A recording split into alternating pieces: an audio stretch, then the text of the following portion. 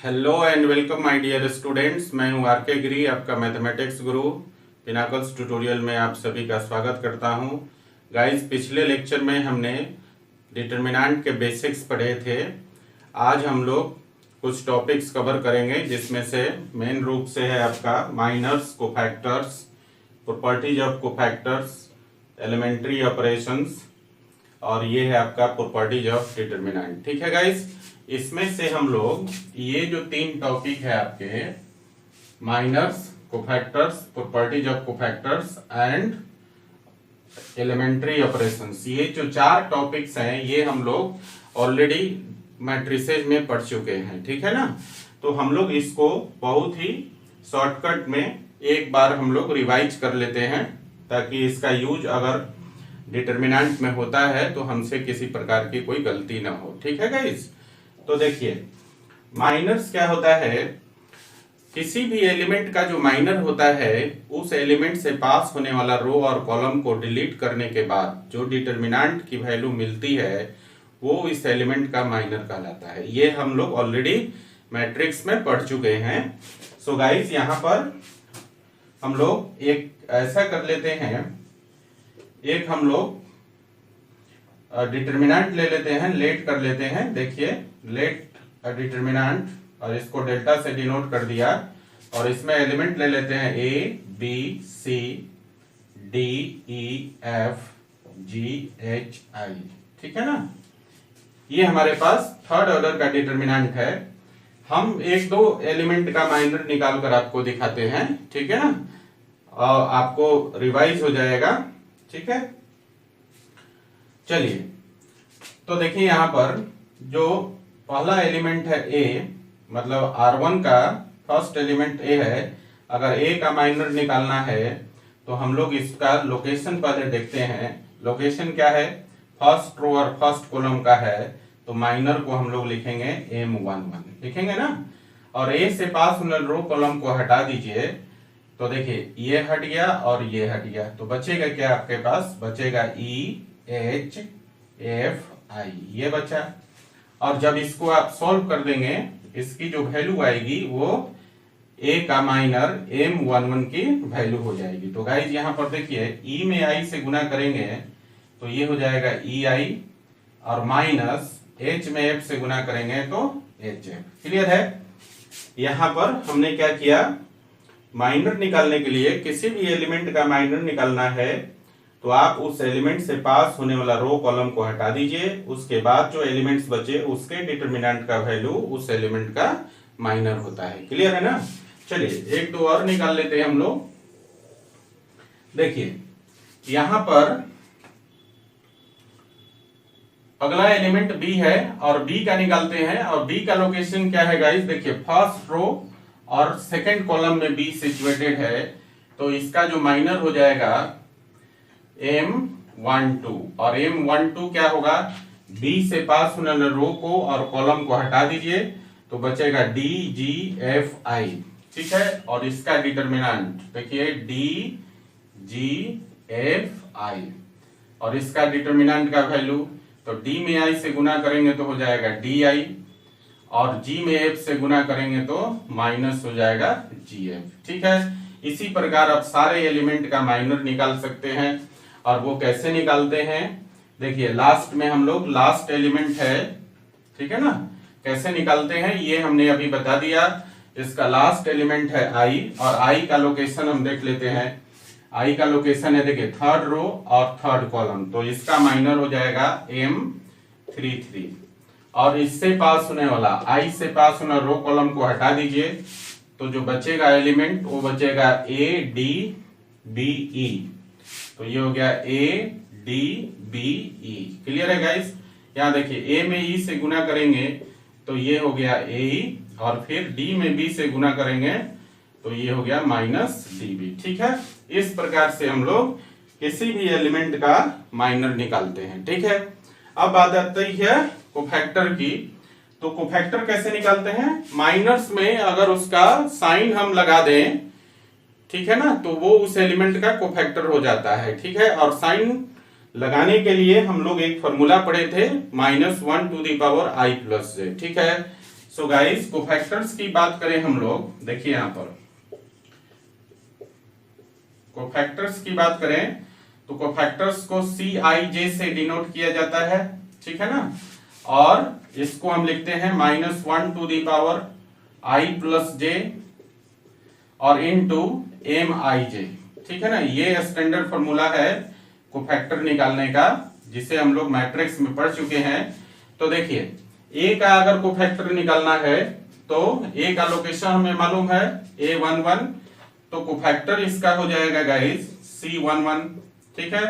और इसको क्या लिखेंगे -1 टू दी पावर 1 प्लस 1 और इंटू M11, माइनर के साथ उसका साइन लगा देंगे तो उस एलिमेंट का कोफैक्टर निकल जाएगा। तो देखिए यहां ध्यान दीजिए, -1 टू दी पावर 1 प्लस 1 कितना हो जाएगा 2 हो जाएगा, तो -1 के पावर 2 तो आपका हो गया 1, ठीक है ना, पॉजिटिव हो गया। और M11 का वैल्यू हम लोग निकाल चुके हैं वहां पर, तो देखिए ये हो गया EI और माइनस हो गया HF, क्लियर। तो इसका फाइनल वैल्यू हो गया EI माइनस HF, क्लियर। तो इस प्रकार हम लोग A का कोफैक्टर निकाल लिया, ठीक है ना। अब हम लोग देखिए B का कोफैक्टर निकालना है और B का लोकेशन था आपका क्या 1 2 और इसका माइनर था M12, ठीक है ना। सो गाइस B का जो कोफैक्टर हो जाएगा वो हो जाएगा C12 और C12 को हम लिख सकते हैं -1 to the power 1 plus 2, clear है, और इनटू M12, ठीक है ना। अब देखिए -1 के पावर 1 प्लस 2 करेंगे तो 3 हो जाएगा और -1 के पावर 3 हो गया आपका -1 और इनटू M12 का वैल्यू हम लोग निकाले हुए हैं यहाँ पर, देखिए तो ये है आपका वैल्यू DI माइनस GF, ठीक है, ये वैल्यू है। सो गाइस -1 से गुना करेंगे तो यहाँ पर जो नेगेटिव वाला टर्म है वो पॉजिटिव हो जाएगा और पॉजिटिव वाला टर्म आपका नेगेटिव हो जाएगा, तो वैल्यू हो जाएगा GF और माइनस हो गया DI, ठीक है। या फिर आप ऐसा न लिखकर खाली माइनस रख सकते हैं बाहर और ब्रैकेट में सेम टू सेम लिख सकते हैं, ठीक है ना। चलिए इसी प्रकार से हम और भी आगे सारे एलिमेंट का कोफैक्टर निकाल सकते हैं। So guys last element I है और इसका लोकेशन है A33, तो इसका जो कोफैक्टर हो जाएगा वो हो जाएगा आपका C33 और इसको हम लोग लिखेंगे -1 टू दी पावर 3 प्लस 3 और इंटू M33, ठीक है ना। देखिए -1 के पावर 3 प्लस 3 करेंगे तो 6 हो जाएगा, तो -1 के पावर 6 जो होगा वो +1 हो गया आपका, पॉजिटिव हो जाएगा। और M33 का वैल्यू हम ऑलरेडी निकाल चुके हैं, यहाँ पर देखिए AE और -DB, ठीक है ना। और 1 से गुना करेंगे तो कोई फर्क नहीं पड़ेगा, तो ये हो गया AE माइनस DB, क्लियर है। तो इस प्रकार गाइस हम माइनर्स और कोफैक्टर्स को निकालते हैं, क्लियर है ना। इसकी चर्चा हम लोग ऑलरेडी जो है मैट्रिसेस में कर चुके हैं और अच्छी तरह से हम माइनर्स और कोफैक्टर्स निकालना सीख चुके हैं, ठीक है। यहाँ पर जस्ट एक रिवीजन करवा रहा हूं आपसे, ताकि डिटरमिनेंट में अब किसी प्रकार की गलती माइनर्स और कोफैक्टर्स को लेकर ना हो आपको, ठीक है। चलिए इसको थोड़ा सा लिख लीजिए, फिर हम लोग आगे चर्चा करते हैं प्रॉपर्टीज ऑफ कोफैक्टर्स की, ठीक है ना।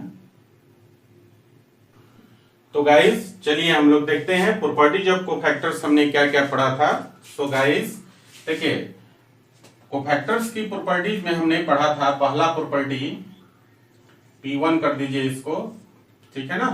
तो पहला जो प्रॉपर्टी पढ़ा था कि किसी भी रो या किसी भी कॉलम, ये R1 है या C1 है, ठीक है ना, कोई भी ले सकते हैं, किसी भी रो या किसी भी कॉलम के एलिमेंट को उसके कॉरेस्पॉन्डिंग कोफैक्टर से मल्टीप्लाई करके ऐड करेंगे तो डिटरमिनेंट की वैल्यू मिल जाता है, ठीक है ना। तो देखिए जो पहला प्रॉपर्टी था वो ये था, अगर हम R1 लेते हैं, ठीक है ना, तो यहां पर लिख देते हैं when R1 is taken, अगर R1 आप लेते हैं तो R1 का जो एलिमेंट है वो है आपका, R1 के एलिमेंट को सिंबॉलिक फॉर्म में यहां पर लिखेंगे। तो देखिए इसको लिखते हैं हम लोग A11 लिखते हैं ना, A11, इसको लिखते हैं हम लोग A12 और इसको हम लोग लिखते हैं A13, ठीक है। ये सिंबॉलिक फॉर्म है। तो R1 को हम लोग लेते हैं, तो R1 का एलिमेंट देखिए A11 और इसका कोरस्पॉन्डिंग कोफैक्टर क्या हो जाएगा C11, फिर प्लस दूसरा एलिमेंट है A12 और इसका कोरस्पॉन्डिंग कोफैक्टर हो जाएगा C12, और फिर प्लस तीसरा एलिमेंट है आपका A13 और इसका कोरस्पॉन्डिंग कोफैक्टर हो जाएगा C13, और ये वैल्यू किसका देता है, डिटरमिनेंट का वैल्यू देता है। ठीक है ना। एक बार फिर से समझिए कि कोफैक्टर्स की जो पहली प्रॉपर्टी होती है वो ये होती है कि आप किसी रो या किसी भी कॉलम के एलिमेंट्स को लेते हैं तो उस रो या कॉलम के एलिमेंट्स का उसके कॉरेस्पॉन्डिंग कोफैक्टर्स के साथ मल्टीप्लाई करके ऐड कर देंगे तो आपको डिटरमिनेंट की वैल्यू मिल जाती है। ओके गाइस, चलिए इस तरह से आप, जैसे इसमें 3 रो और 3 कॉलम है, थर्ड ऑर्डर का डिटरमिनेंट है, तो आप 6 कंडीशंस निकाल सकते हैं और इसे आप लोग बखूबी निकाल कर मुझे सेंड किया था। ठीक है ना। मैं एक बार सिर्फ रिवीजन करवा रहा हूं आपको। ठीक है, तो इसके इस तरह के 6 केसेज आप बना सकते हैं। ठीक है ना, और 6 केसेज आप निकाल सकते हैं। क्लियर है गाइस। दूसरी इसकी प्रॉपर्टी मैंने आपको बताया था, P2 कर दीजिए, ये P1 था, ये P2 हो गया दूसरी प्रॉपर्टी। और दूसरी प्रॉपर्टी में मैंने कहा था कि किसी भी रो या कॉलम के एलिमेंट्स में अनदर रो या अनदर कॉलम के एलिमेंट्स का जो कोफैक्टर को मल्टीप्लाई करके ऐड करेंगे तो वैल्यू हो जाता है 0। एक बार फिर से समझिए, मैंने कहा था कि किसी रो का एलिमेंट अगर लेते हैं या फिर किसी कॉलम का एलिमेंट लेते हैं, गाइज आप जिस रो के एलिमेंट्स को लेते हैं, ठीक है ना, कोफैक्टर्स आपको दूसरे रो के एलिमेंट्स का चूज करना होता है। ठीक है, जैसे मान लीजिए कि आप R1 का एलिमेंट्स लेते हैं तो कोफैक्टर्स आपको या तो R2 का लेना पड़ेगा या फिर कोफैक्टर आपको R3 का लेना पड़ेगा। ठीक है ना। इसी प्रकार से अगर मान लीजिए कि एलिमेंट हम C1 का लेते हैं तो कोफैक्टर्स हमको या तो C2 का लेना पड़ेगा या कोफैक्टर्स हमको C3 का लेना पड़ेगा। ठीक है ना। इसका मतलब यह है कि जिस भी रो या कॉलम के एलिमेंट्स को हम लेते हैं, कोफैक्टर्स हम अनदर रो या कॉलम के एलिमेंट्स का लेते हैं। ठीक है ना। और जब उनको मल्टीप्लाई करके ऐड करते हैं आप, तो उसकी वैल्यू क्या हो जाती है, 0 हो जाती है। ठीक है गाइस। तो इसके अनुसार तो कोई एक हम लिखते हैं, बाकी आप लोग ऑलरेडी निकाल कर मुझे सेंड कर चुके हैं। ठीक है, आपको अच्छी तरह आता भी है। ठीक है, ये तो सिर्फ मैं आपको रिवीजन करवा रहा हूं। ठीक है गाइस। चलिए, अगर हम R1 के एलिमेंट को लेते हैं तो R1 का एलिमेंट का सिंबॉलिक फॉर्म होता है, देखिए A11। ठीक है ना। अगर हम यहां फिर से लिख देते हैं when R1 is taken, अगर R1 को हम लोग लेते हैं तो देखिए यहां पर 2 केसेस बन जाएगा। R1 का एलिमेंट लेंगे, R2 का कोफैक्टर ले सकते हैं, फिर R1 का एलिमेंट लेंगे, R3 का कोफैक्टर्स ले सकते हैं। तो देखिए यहाँ पर पहला केस ले लेते हैं हम लोग कि R1 का एलिमेंट लेते हैं और कोफैक्टर हम R2 का ले लेते हैं। तो क्या हो जाएगा गाइस, देखिए R1 का एलिमेंट हो गया A11। ठीक है, और कोफैक्टर हम R2 का लेते हैं तो इसका सिंबॉलिक फॉर्म होता है A21।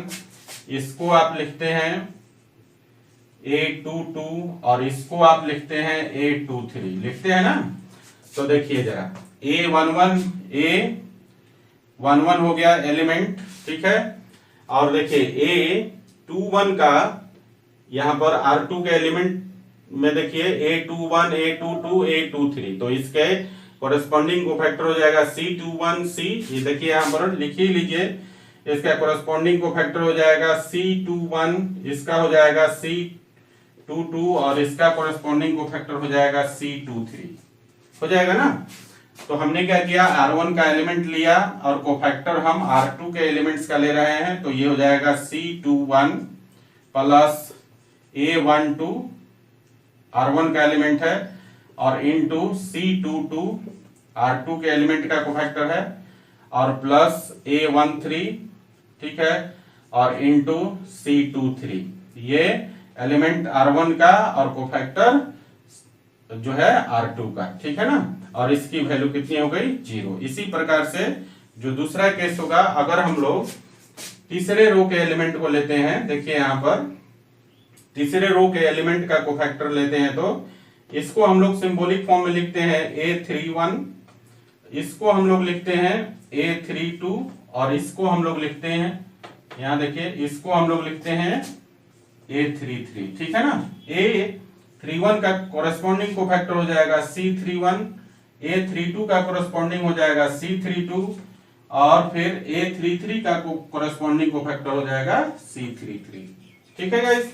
तो देखिए R1 का ही एलिमेंट लेंगे लेकिन कोफैक्टर सब किसका लेंगे, R3 का लेंगे। सो गाइस यहां पर ये हो जाएगा आपका A11 और कोफैक्टर आपका किसका लेना है, R3 के एलिमेंट्स का, तो ये हो जाएगा C31, ठीक है। फिर प्लस A12 इंटू C32, ठीक है।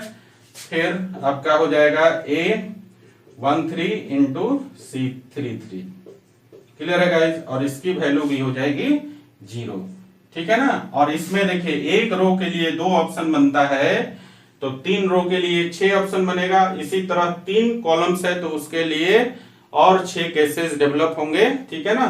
तो कुल मिलाकर इसमें 6 और 6 12 केसेस बनेंगे, ठीक है। और ये ऑलरेडी आप लोग मुझे करके सेंड कर चुके हैं, ठीक है ना। सो गाइज इसमें जो है जब आप लोग सेकेंड प्रॉपर्टी की बात करते हैं तो इसमें 12 केसेस बनते हैं, जबकि पहली प्रॉपर्टी की बात करते हैं तो इसमें 6 केसेस बनते हैं, ठीक है ना। तो ये था आपका प्रॉपर्टीज ऑफ कोफैक्टर्स, ठीक है ना। चलिए इसको लिख लीजिए। तब हम लोग आते हैं एलिमेंट्री ऑपरेशन पर, उसका भी एक बार रिवीजन कर लेंगे, उसके बाद हम लोग पढ़ेंगे properties of determinants. Okay guys, चलिए इसको लिखिए।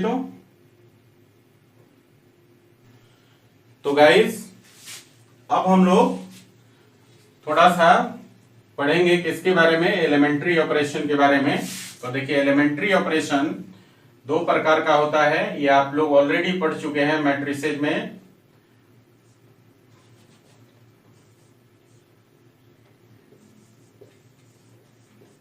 एलिमेंट्री ऑपरेशंस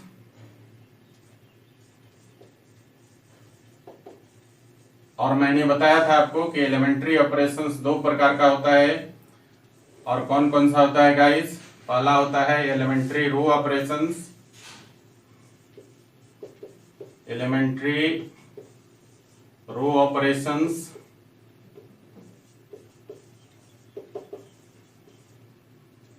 एंड दूसरा होता है एलिमेंट्री कॉलम ऑपरेशंस, ठीक है ना।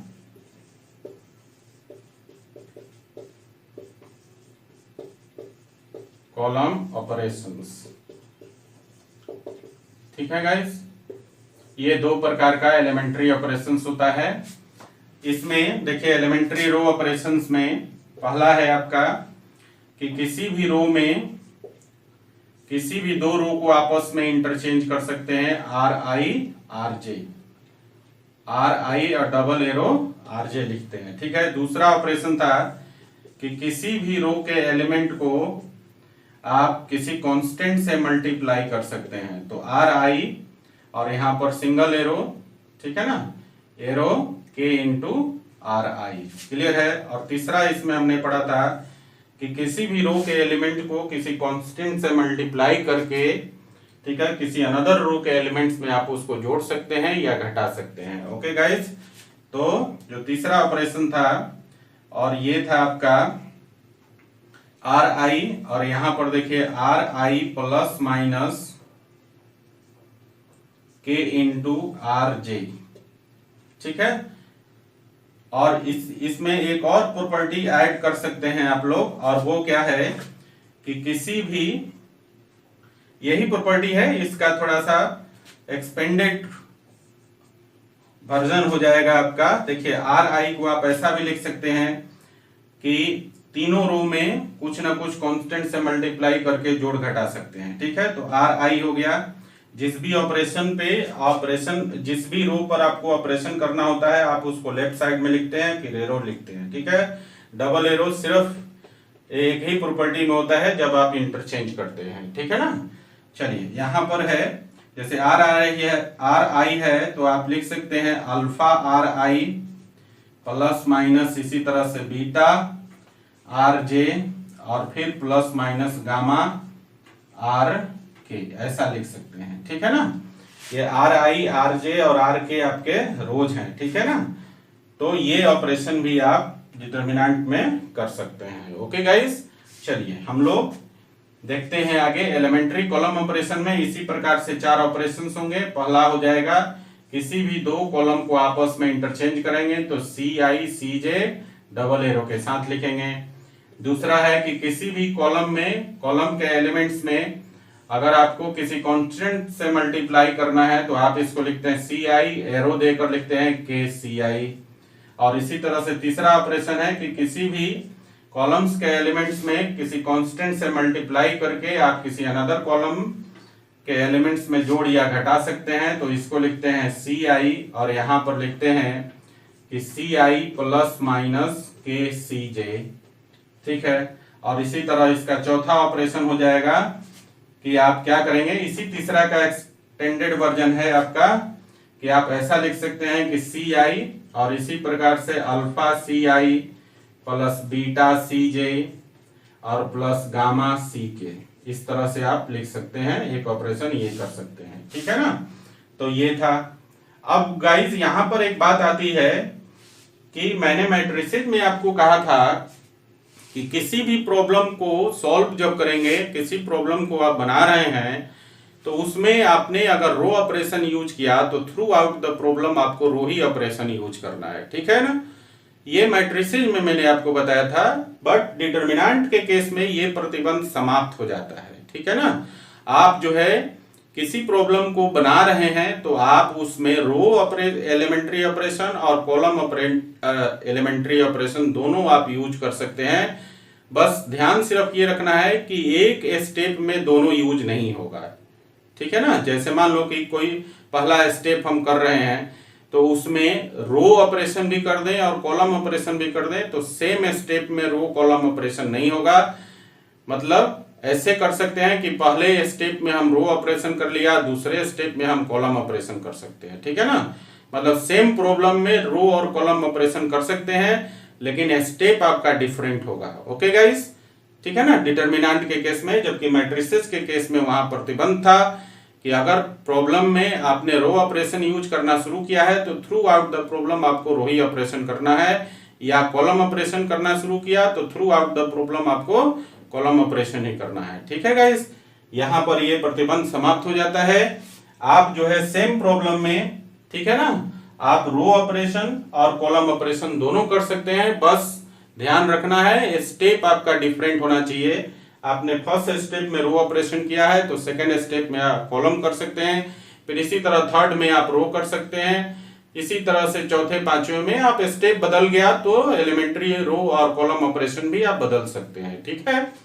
चलिए यहां पर एक बात और भी होती है कि आप जो है कोई मान लीजिए कि nth ऑर्डर का डिटर्मिनेंट है आपके पास, तो किसी स्टेप में आप टोटल कितने मैक्सिमम नंबर ऑफ ऑपरेशंस कर सकते हैं, ठीक है। जैसे मान लो कि आपके पास 3 ऑर्डर का डिटर्मिनेंट है और पहले स्टेप में हम कितना अधिक से अधिक कितना ऑपरेशंस कर सकते हैं उसमें, तो एक साथ आप जितना ऑर्डर का डिटर्मिनेंट है उससे कम एक ऑपरेशन, मैक्सिमम जो ऑपरेशन की संख्या होगी ऑर्डर के संख्या से एक कम होगा, ठीक है ना। जैसे मान लीजिए कि आपके पास 3 ऑर्डर का, थर्ड ऑर्डर का डिटर्मिनेंट है तो आप किसी स्टेप में मैक्सिमम 2 ऑपरेशन एक साथ कर सकते हैं, ठीक है ना। बात समझ में आई? एक बार फिर से समझिए। मैंने कहा कि अगर nth ऑर्डर का डिटर्मिनेंट है, ठीक है, तो आप मैक्सिमम ऑपरेशंस किसी स्टेप में n-1 ऑपरेशंस कर सकते हैं, ठीक है। क्लियर? जैसे मैंने एग्जांपल के लिए कहा कि अगर आपके पास थर्ड ऑर्डर का डिटर्मिनेंट है तो किसी स्टेप में अधिक से अधिक 2 ऑपरेशंस कर सकते हैं। सिंगल ऑपरेशन तो होगा ही होगा, ठीक है ना। आप मैक्सिमम 2 कर सकते हैं, एक साथ किसी स्टेप में 3 ऑपरेशंस नहीं कर सकते। ओके गाइस, इस चीज को प्रैक्टिकली हम लोग समझेंगे। अभी जब प्रॉब्लम बनाएंगे तो ये बात हम चर्चा करेंगे इस बात की, ठीक है ना। और ये चीजें आप अब देखेंगे भी, ठीक है। तो मैक्सिमम नंबर ऑफ ऑपरेशंस जो है किसी स्टेप में वो ऑर्डर के संख्या से एक कम होना चाहिए। ओके गाइस, चलिए इसको जरा लिख लीजिए।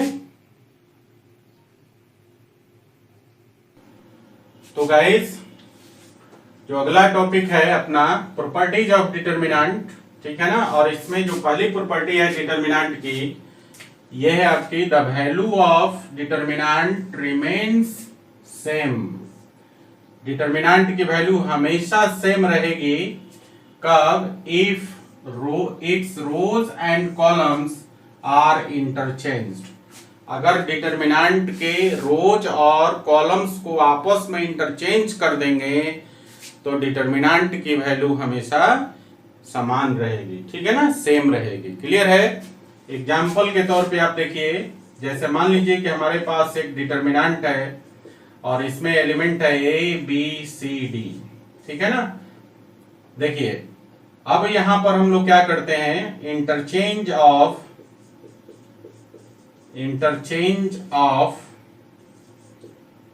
रोज and columns, rows and columns.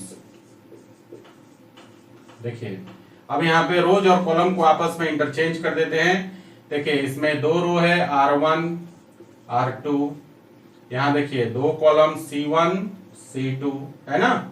अब इसको आपस में इंटरचेंज कर दीजिए तो देयरफॉर देखिए R1 को C1 बना दीजिए तो ये हो जाएगा A B, और R2 को C2 बना दीजिए तो ये हो जाएगा C D, ठीक है। तो जो डिटर्मिनेंट की वैल्यू यहां थी, इंटरचेंज करने के बाद वैल्यू सेम ही रहेगा। क्लियर है ना।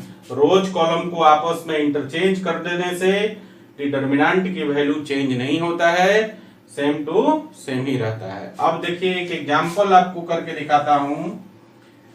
जैसे मान लीजिए यहां पर लेट कर लेते हैं कि हमारे पास एक डिटर्मिनेंट है 2 3 4 5, ये हमारे पास एक डिटर्मिनेंट है। इसकी वैल्यू निकाल लेते हैं। तो गाइज यहाँ पर इसकी वैल्यू हो जाएगी, देखिए 2 में 5 से गुना करेंगे तो 10 हो गया, और 3 में 4 से गुना करेंगे तो 12 हो गया। तो इसकी वैल्यू हो गई -2। क्लियर है। देखिए अब हम लोग क्या करते हैं, नाउ इंटरचेंज कर देते हैं। Now interchange rows and columns, rows और कॉलम को इंटरचेंज कर दीजिए। तो देयरफॉर ये डिटर्मिनेंट आपका अब हो जाएगा, देखिए ये R1 है, ये आपका R2 है, ये आपका C1 है, और ये आपका C2 है ना। तो देखिए रोज को कॉलम्स बना दीजिए या कॉलम्स को रोज बना दीजिए, ठीक है ना। तो देखिए यहाँ पर आपका हो जाएगा 2 4 है रो में, तो इसको कॉलम बना देते हैं तो 2 4 हो गया। और यहाँ देखिए सेकेंड रो में जो है आपका 3 5 है, इसको हम सेकेंड कॉलम बना देते हैं, 3 5 बना देते हैं, ठीक है ना। अब इसकी वैल्यू निकालते हैं। देखिए जरा ध्यान से, 2 में 5 से गुना करेंगे तो आपका 10 हो गया, और यहाँ देखिए 4 में 3 से गुना करेंगे तो आपका 12 हो गया। सो गाइस 10 में से 12 को घटाएंगे -2, ठीक है ना। अब देखिए तो जरा यहाँ 1 से और 2 से आपने क्या देखा, डिटर्मिनेंट की वैल्यू तो सेम ही रहती है, ठीक है ना। जो हमने लिया था उसका वैल्यू -2 था, और रो कॉलम को इंटरचेंज करने के बाद जो वैल्यू आई वो भी आई -2। क्लियर है। तो आप समझ गए कि डिटर्मिनेंट में रोज और कॉलम को आपस में इंटरचेंज कर देने से, ठीक है ना, क्या होगा, डिटर्मिनेंट की वैल्यू नहीं बदलती है, सेम रहती है। ओके गाइस, चलिए नेक्स्ट क्वेश्चन, नेक्स्ट प्रॉपर्टी है आपका दूसरा प्रॉपर्टी। देखिए, if all the elements of any row और कॉलम आर 0, ठीक है, अगर किसी रो का या किसी कॉलम के सारे एलिमेंट 0 हैं, then the value of determinant will be 0। तो डिटर्मिनेंट की वैल्यू क्या होगी, 0 हो जाएगी। एक बार फिर से समझिए, मैंने कहा कि डिटर्मिनेंट के किसी रो के सारे एलिमेंट या किसी कॉलम के सारे एलिमेंट अगर 0 हैं तो डिटर्मिनेंट की वैल्यू हो जाएगी 0, ठीक है। एग्जाम्पल के लिए समझिए, यहां पर देखिए लेट कर लेते हैं हम लोग कि हमारे पास एक डिटर्मिनेंट है यहां पर, और ये है आपका, देखिए ABC 0 0 0 DEF। ठीक है ना। यहां पर आप क्या देखते हैं कि C2 का सारा एलिमेंट क्या है, 0 है, तो इस डिटरमिनेंट का वैल्यू हो जाएगा 0। ठीक है ना। आप देखिए C2 के लॉन्ग अगर एक्सपेंड करेंगे तो आपको क्या मिलता है, यहां मैं करके दिखा देता हूं। C2 के लॉन्ग ही एक्सपेंड करेंगे। ठीक है ना। तो देखिए पहला एलिमेंट है 0 और इसका साइन होता है नेगेटिव, तो 0 के साथ माइनस प्लस कुछ भी रखिए कोई फर्क नहीं पड़ता है, तो ये हो गया 0। और 0 इससे पास होने रो कॉलम को आप हटा दीजिए तो देखिए क्या बचेगा, BCEF बचेगा। फिर दूसरा एलिमेंट फिर से 0 और 0 के साथ प्लस माइनस साइन कोई मायने नहीं रखता है। ठीक है ना। तो आप यहां पर, यहां माइनस था यहां प्लस लिख सकते हैं, कोई दिक्कत नहीं है।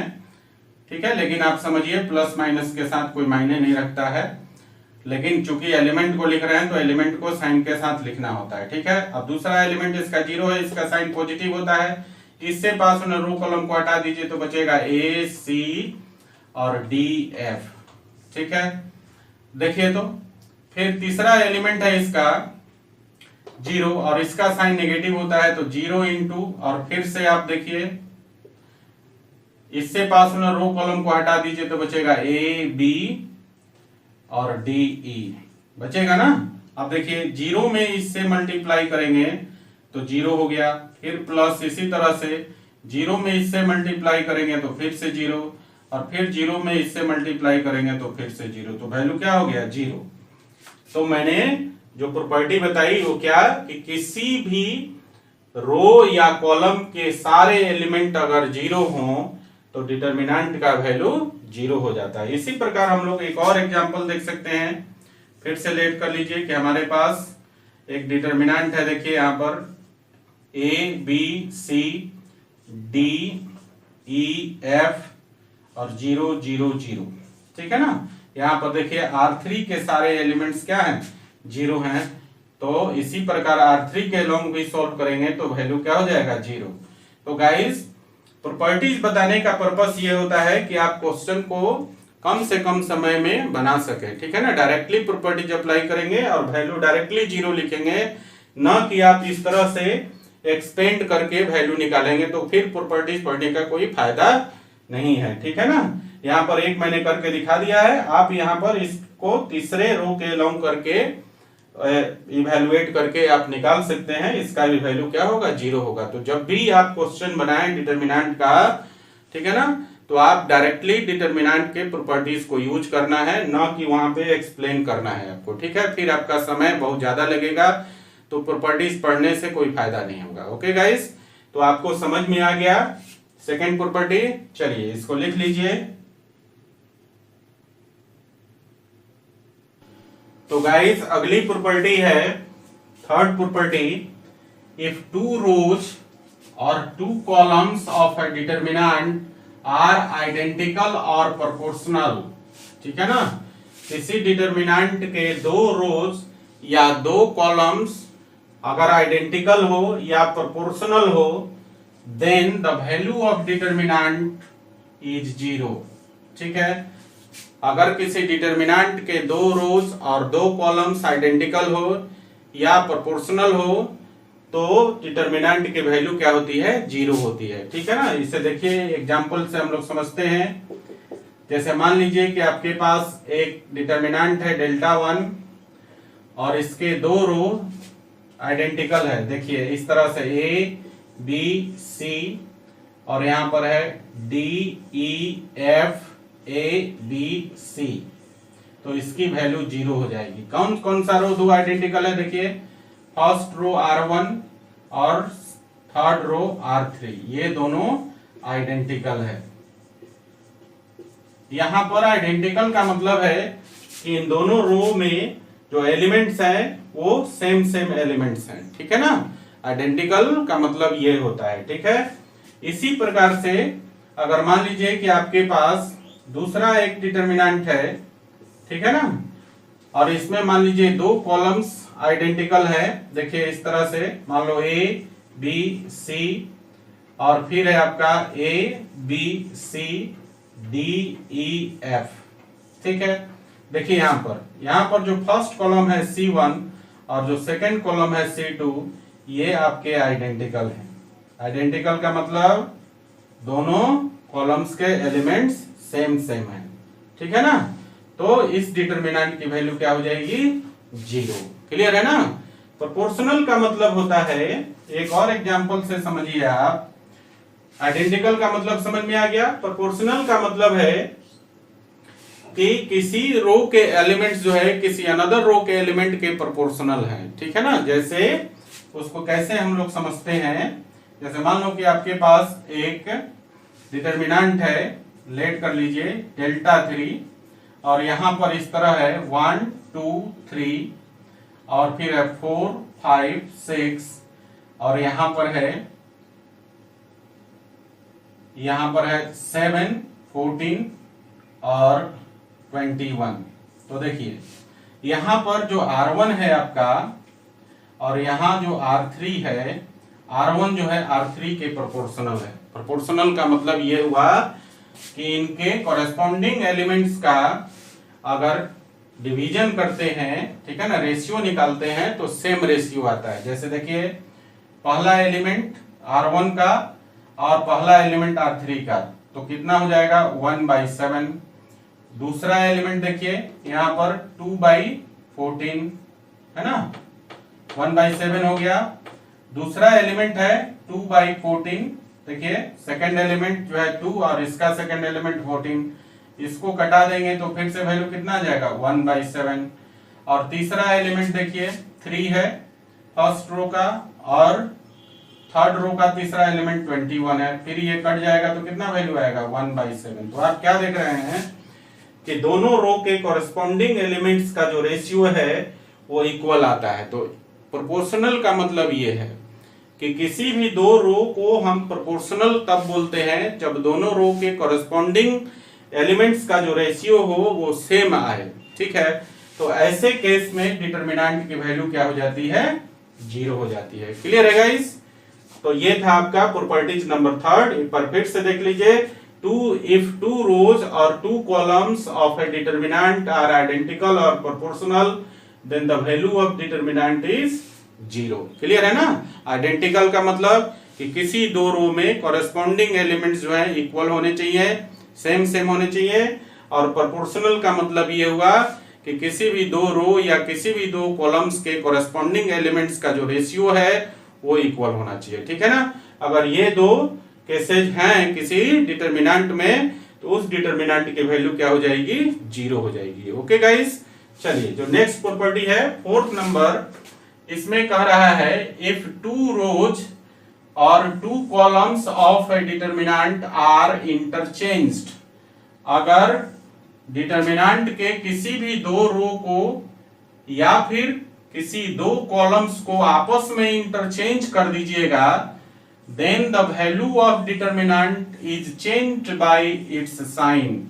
तो डिटरमिनेंट की वैल्यू उसके साइन से चेंज हो जाएगी। मान लीजिए कि आपके पास कोई डिटरमिनेंट है जिसको सॉल्व करते हैं, इवैल्यूएट करते हैं, उसका साइन पॉजिटिव आता है, उसके वैल्यू का साइन पॉजिटिव आता है। लेकिन जब आप दो रोज को आपस में इंटरचेंज कर देंगे तो वैल्यू वही रहेगा, साइन उसका पॉजिटिव से नेगेटिव हो जाएगा, ठीक है ना। इसी प्रकार से किसी भी दो कॉलम्स को भी आपस में इंटरचेंज कर देंगे और पहले वैल्यू इवैल्यूएट करने के बाद आपने पॉजिटिव पाया था, तो दो कॉलम्स को आपस में इंटरचेंज कर देने के बाद उसका वैल्यू क्या हो जाएगा? नेगेटिव हो जाएगा, ठीक है ना। वैल्यू वही रहेगा, सिर्फ साइन जो है चेंज हो जाएगा, ठीक है। अगर मान लीजिए कि पहले आपका साइन नेगेटिव था और इंटरचेंज करने के बाद साइन क्या हो जाएगा? पॉजिटिव हो जाएगा, ठीक है।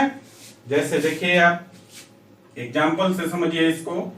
मान लीजिए कि आपके पास एक डिटरमिनेंट है, ठीक है ना, डेल्टा 1, और यहां पर है A B C D, ठीक है गाइस। तो देखिए यहां इसको जब हम लोग सॉल्व करेंगे तो क्या लिखेंगे? डेल्टा ही रहने दीजिए, ठीक है ना। एक डिटरमिनेंट है डेल्टा, इसके एलिमेंट है A B C D। A में D से गुना करेंगे AD हो जाएगा, और C में B से गुना करेंगे -BC हो जाएगा, ठीक है।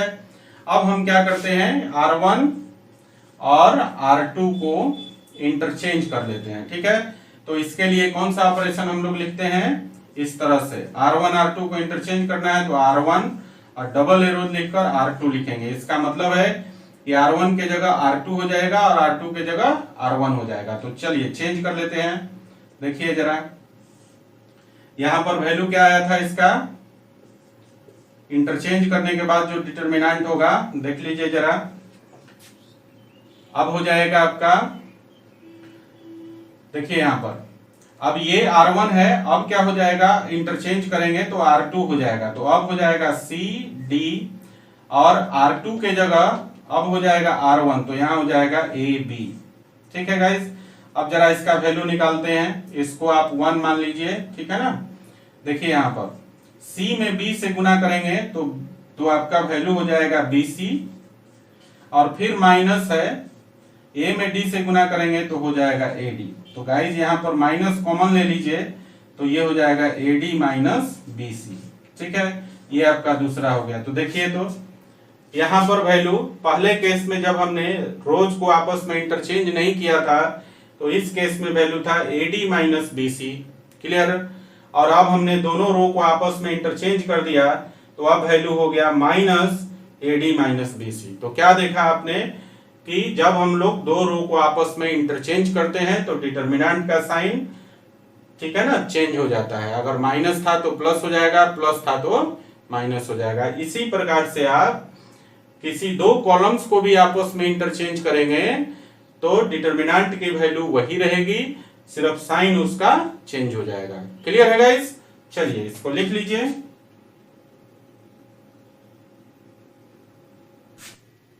तो गाइस नेक्स्ट प्रॉपर्टी है प्रॉपर्टीज नंबर 5।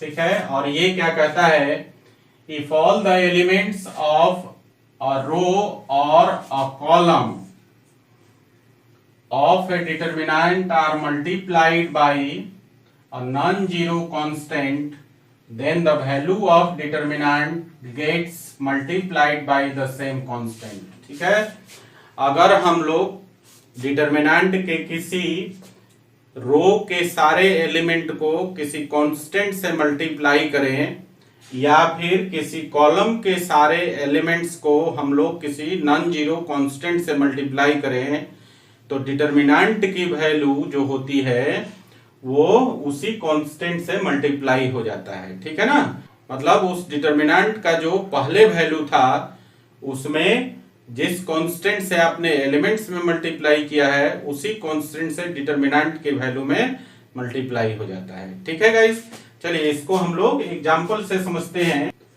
मान लीजिए कि हमारे पास एक डिटरमिनेंट है, देखिए एक डिटरमिनेंट ले लेते हैं, लेट कर लीजिए, और यहां पर हमने ले लिया 3 5 2 9। ठीक है ना, ये आपके पास एक डिटरमिनेंट है। अब हम लोग क्या करते हैं कि यहां पर R1 में पहले इसको हम लोग ऐसा करते हैं, इवेलुएट कर लेते हैं। तो देखिए इसका इवेल्युएशन क्या हो जाएगा, 3 में 9 से गुना करेंगे तो 27 हो गया, और 2 में 5 से गुना करेंगे तो 10 हो जाएगा, और जब घटाएंगे तो ये आपका हो जाएगा, देखिए 27 में से 10 घटाएंगे तो 17 हो जाएगा। क्लियर है। अब हम लोग क्या करते हैं, देखिए ध्यान से, कि यहां पर R1 के एलिमेंट को हम लोग 2 से मल्टीप्लाई कर देते हैं। ठीक है ना, तो देख लीजिए, तो अगला डिटरमिनेंट क्या हो जाएगा, नाउ यहां पर लिख देता हूं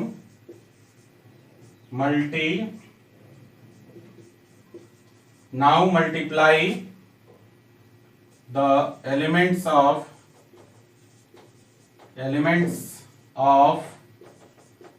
R1 by 2। तो therefore जो अगला डिटरमिनेंट हो जाएगा गाइस, देखिए क्या हो जाएगा, R1 के एलिमेंट को हम लोग 2 से मल्टीप्लाई कर रहे हैं तो 3 2 जा हो जाएगा 6 और 5 2 जा हो गया 10। ठीक है, और ये R2 सेम रहेगा 2 9। अब इसका वैल्यू निकालते हैं, तो देखिए 6 में 9 से गुना करेंगे तो 54 हो जाएगा, और 2 में 10 से गुना करेंगे तो ये आपका 20 हो गया। ठीक है ना, अब देखिए जरा, यहाँ पर 54 में से 20 को घटा लेंगे तो आ जाएगा 34। क्लियर है। और 34 को आप लिख सकते हैं 2 इंटू 17। ठीक है, ठीक है ना। इसको असल में ऐसा कर लेते हैं कि इसको डेल्टा 1 मान लेते हैं, इसको डेल्टा 2 मान लेते हैं। सो गाइज यहां पर आप क्या देख रहे हैं, 17 किसका वैल्यू है, ये वैल्यू आपका है किसका, डेल्टा 1 का वैल्यू। तो आपने क्या देखा कि जब R1 के एलिमेंट को 2 से मल्टीप्लाई कर दिया तो डेल्टा 2 का जो वैल्यू आया डेल्टा 1 के दुगना हो गया ना, 2 से मल्टीप्लाइड हो गया। सो गाइज यहां पर हम लिख सकते हैं कि जो डेल्टा 2 का वैल्यू है वो 2 इंटू डेल्टा 1 हो गया ना। तो हमारी प्रॉपर्टी यहां पर प्रूफ हो जाती है। और प्रॉपर्टी क्या था, if all the elements of a row और a column of a determinant are multiplied by a non-zero constant, then the value of determinant gets multiplied by the same constant। ठीक है, मतलब किसी डिटर्मिनेंट के किसी रो या कॉलम्स के element को किसी नॉन जीरो कांस्टेंट से आप मल्टीप्लाई करते हैं तो डिटर्मिनेंट का वैल्यू भी उसी कांस्टेंट से मल्टीप्लाई हो जाता है। और यहाँ पर हमने एग्जाम्पल के थ्रू समझा, डेल्टा 1 लिया था और इसको सॉल्व करके हमने वैल्यू 17 निकाला था। ठीक है, अब हमने उसके बाद क्या किया कि R1 के एलिमेंट्स को 2 से मल्टीप्लाई कर दिया। उसके बाद जो डिटर्मिनेंट बना हमारा उसकी वैल्यू कितनी आ गई, 34, जिसको हम लिख सकते हैं 2 इंटू 17। और 17 जो वैल्यू था वो डेल्टा 1 का था। सो गाइस डेल्टा 2 का जो वैल्यू हुआ 2 से मल्टीप्लाई करने के बाद, R1 में 2 से मल्टीप्लाई करने के बाद जो ये डेल्टा 2 डिटर्मिनेंट बना था इसकी जो वैल्यू आ गई कितना, 2 into the value of determinant delta 1। Clear है।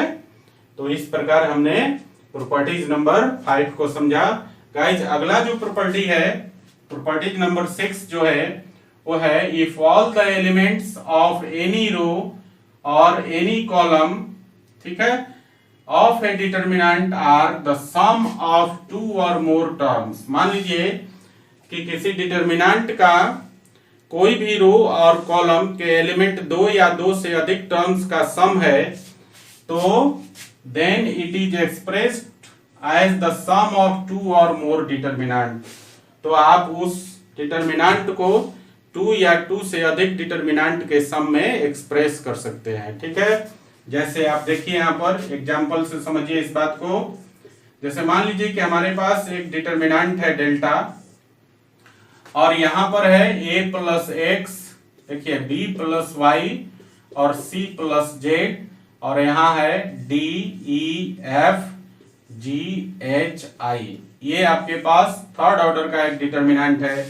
इसमें आप क्या देख रहे हैं, जो C1 है वो दो टर्म्स का सम है ना।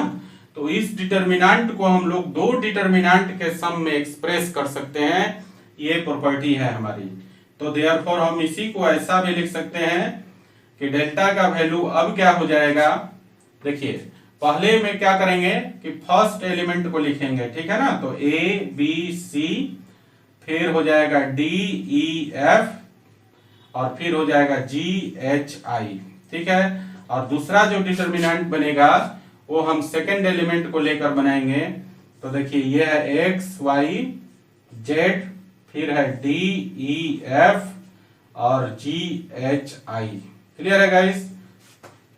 तो आपने क्या देखा कि यहां पर 2 डिटर्मिनेंट बन गया, ये आपका डेल्टा 1 हो गया और ये आपका डेल्टा 2 हो गया। ठीक है, सो गाइस हमने क्या देखा कि जब यहां पर C1 के जो एलिमेंट्स थे, 2 एलिमेंट्स का सम था, 2 टर्म्स का सम था, तो इसको हमने इस डिटर्मिनेंट को डेल्टा को 2 डिटर्मिनेंट के टर्म में एक्सप्रेस कर दिया और ये हो गया आपका delta is equal to delta 1 plus delta 2।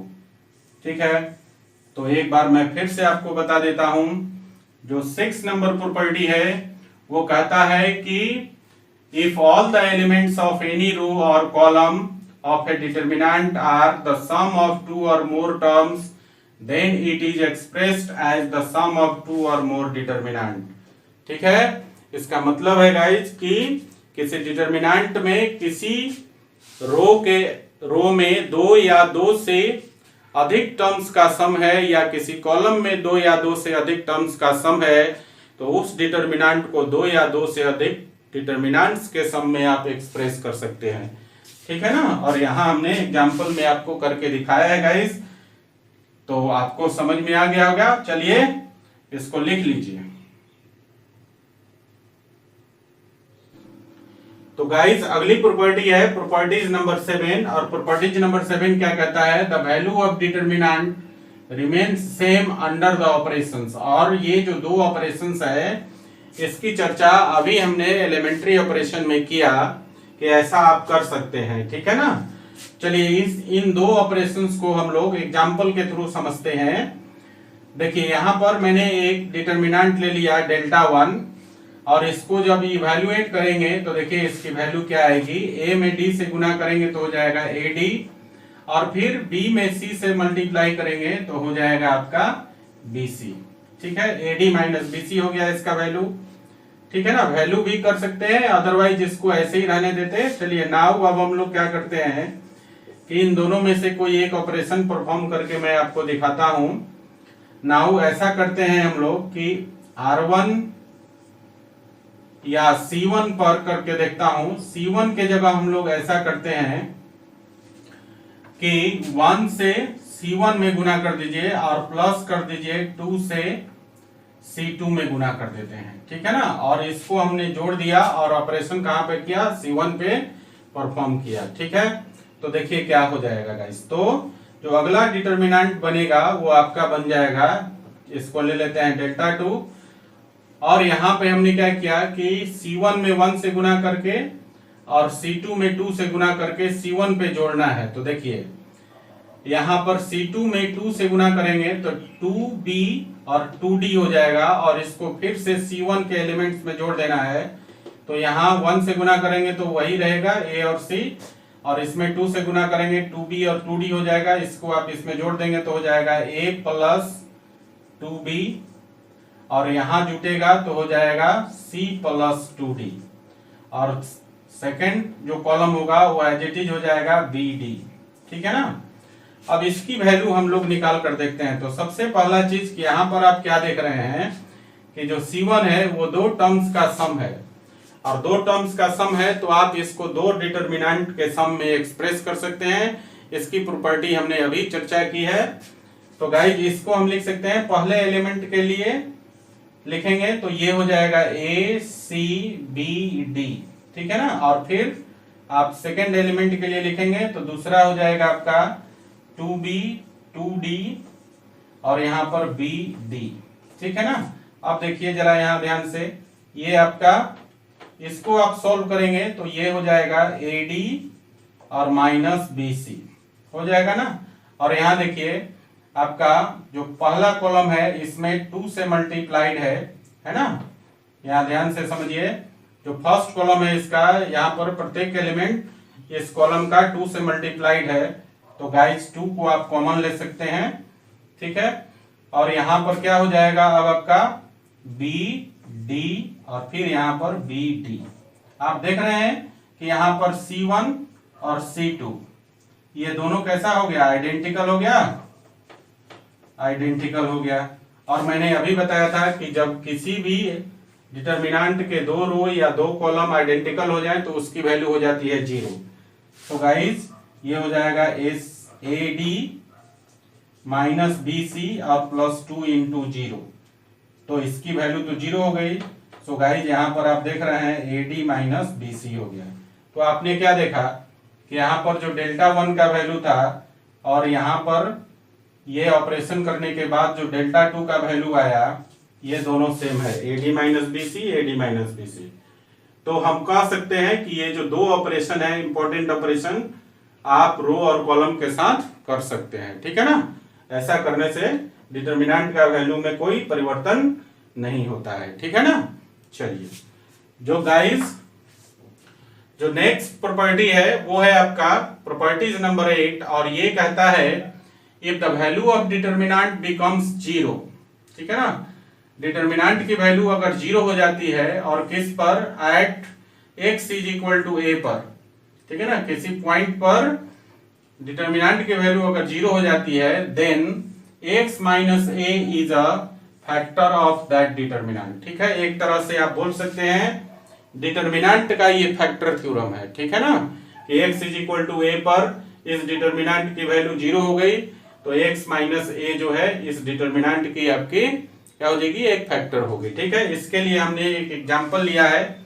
देखिए यहां पर एक एग्जांपल है डेल्टा और इसमें एलिमेंट है 1 प्लस एक्स, 2 प्लस एक्स और 3 प्लस एक्स। इधर है 4 5 6 7 8 9। ठीक है, देखिए अब यहां ध्यान से आप समझिए at x is equal to अगर हम लोग 6 ले लेते हैं तो देखिए क्या हो जाता है। इसको लिखेंगे 1 प्लस 6, फिर 2 प्लस 6 और 3 प्लस 6। ठीक है, और ये हो जाएगा आपका 4 5 6 और ये हो जाएगा 7 8 9। ठीक है ना, अब जरा इनको जोड़ दीजिए तो 1 प्लस 6 कितना हो जाएगा 7, 2 प्लस 6 हो जाएगा 8 और 3 प्लस 6 हो जाएगा 9 और ये हो गया 4 5 6। ठीक है, और यहां देखिए 7 8 9। ठीक है, यहां फिर से देखिए आप ध्यान से, ये C1 और C3 ये दोनों कॉलम क्या हो गया, आइडेंटिकल हो गया। आइडेंटिकल हो गया और आइडेंटिकल हो गया दो कॉलम, तो क्या हो जाएगा, इस डिटर्मिनेंट की वैल्यू हो गई 0। तो आपने क्या देखा गाइस कि इस डिटर्मिनेंट की value x is equal to 6 पर 0 हो गई। ठीक है ना, तो हम बोल सकते हैं दैट इज x माइनस 6 जो है is a factor of the determinant, factor of the determinant delta. Clear है ना, फिर से एक बार समझ लीजिए। प्रॉपर्टीज नंबर 8 कहता है if the value of determinant becomes 0 at x is equal to a then x minus a is a factor of that determinant. ठीक है, मतलब कि अगर किसी डिटर्मिनेंट की वैल्यू x के किसी पर्टिकुलर वैल्यू पर 0 हो जाए तो x minus that value is the factor of that determinant. ठीक है, एक तरह से मैंने कहा कि डिटर्मिनेंट का ये फैक्टर थ्योरम है। और यहाँ एग्जांपल में हमने आपको करके दिखाया, ये अपने पास एक डिटर्मिनेंट था x इज इक्वल टू 6 पर इसकी वैल्यू कितनी आ गई, 0 आ गई।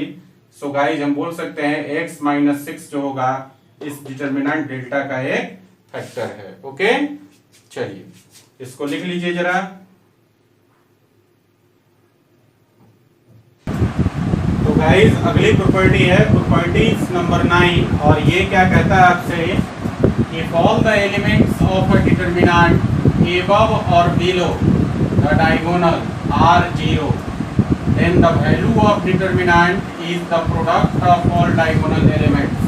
कह रहा है कि किसी डिटर्मिनेंट में डायगोनल के ऊपर और डायगोनल के नीचे वाले एलिमेंट्स, जितने भी एलिमेंट्स हैं ये सब का सब अगर 0 है तो डिटर्मिनेंट का वैल्यू क्या होगा, डायगोनल एलिमेंट के प्रोडक्ट के बराबर होगा। ओके गाइस, देखिए एग्जांपल से समझिए इसको।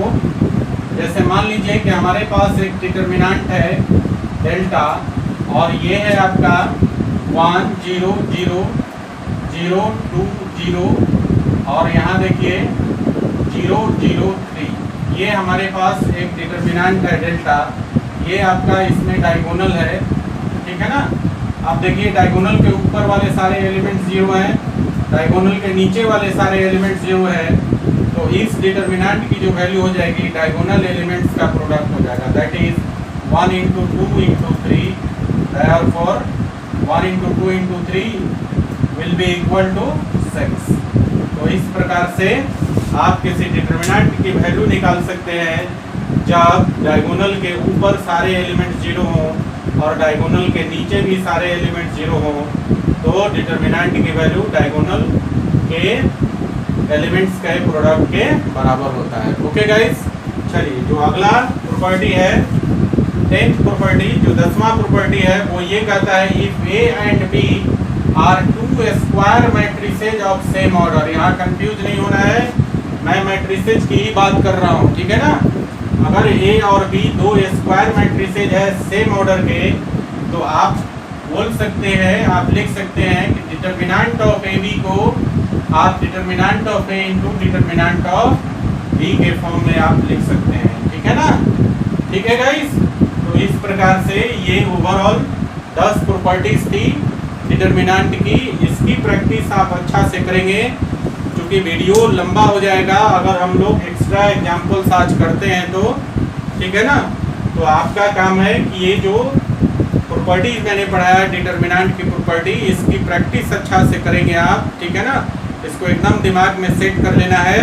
नेक्स्ट क्लास में हम लोग प्रॉपर्टीज पर बेस्ड सारे एग्जाम्पल्स करेंगे। ओके गाइस, चलिए इसको लिख लीजिए। एक बात और भी मैं बताना चाहता हूँ कि अगर आपको किसी डिटर्मिनेंट का वैल्यू इवैल्यूएट करना है तो आप उसी रो या कॉलम के लॉन्ग इवैल्यूएट करेंगे जिस रो में ज़्यादा से ज़्यादा जीरो हो।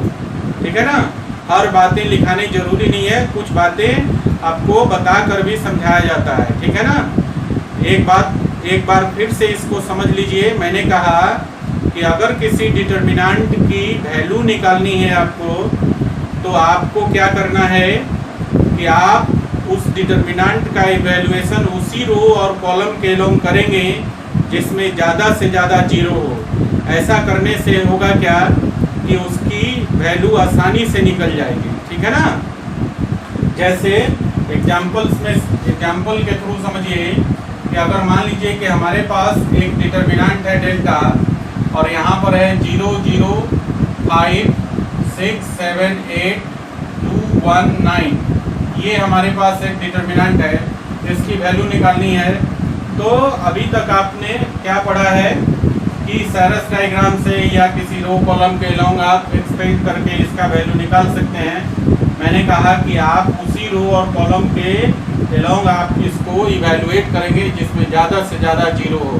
तो देखिए फर्स्ट रो में आपके पास 2 जीरो है, तो हम इसका इवैल्यूएशन फर्स्ट रो के लॉन्ग करेंगे। तो जनरली करते क्या है कि यहाँ देखिए ऐसे कर देते हैं और ऐसे कर देते हैं। 5 से पास में रो कॉलम को हटा दिया, 5 को लेंगे हम लोग, इन दो एलिमेंट के लॉन्ग तो जो भी वैल्यू आएगा वो जीरो हो जाएगा। तो हम इसको डायरेक्टली इस प्रकार से लिखते हैं 5 और 5 का साइन लिख देंगे तो पॉजिटिव होता है। और इससे पास में रो कॉलम को हटा दीजिए तो 6 7 2 1 इस तरह से। और डायरेक्टली निकाल सकते हैं 5 इंटू, देखिए 6 में 1 से गुना करेंगे 6 और 2 में 7 से गुना करेंगे 14 और ये आपका हो जाएगा 5 इंटू -8 और इस तरह से -14 इसका वैल्यू हो जाएगा। ठीक है ना, अब बात ये भी आती है कि अगर ज़्यादा जीरो नहीं है या एक भी जीरो नहीं है तो क्या करेंगे, तो आप डिटर्मिनेंट की प्रॉपर्टी यूज करके किसी रो या कॉलम के एलिमेंट को ज़्यादा से ज़्यादा जीरो बनाने की कोशिश करेंगे। ठीक है, जब ज़्यादा से ज़्यादा जीरो बन जाएगा देन उसके बाद आप क्या करेंगे कि उसी रो या कॉलम के लॉन्ग आप उसको एक्सपेंड कर देंगे जैसा कि हमने यहाँ पर करके आपको दिखाया है। ठीक है गाइस, तो चलिए आज का क्लास यहीं समाप्त होता है। ठीक है ना, जितना मैंने कहा है वो आप जरूर करिएगा। नेक्स्ट क्लास में हम लोग प्रॉपर्टीज पर बेस्ड प्रॉब्लम्स बनाएंगे। So guys till then bye bye, take care. चलिए उतार लीजिए।